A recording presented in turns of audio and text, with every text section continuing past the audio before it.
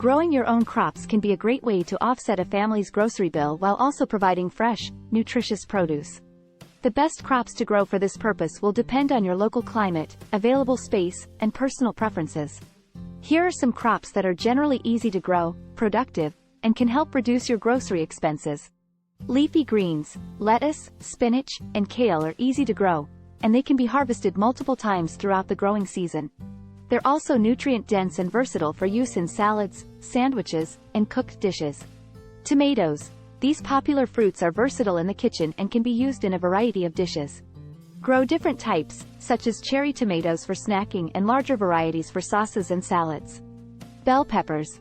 These colorful vegetables are easy to grow, and one plant can produce several peppers. They can be eaten fresh, cooked, or preserved through freezing or canning. Zucchini and summer squash. These fast-growing plants are prolific producers and can be used in a wide range of recipes. Green beans. Pole or bush beans are easy to grow and can provide a steady harvest throughout the season.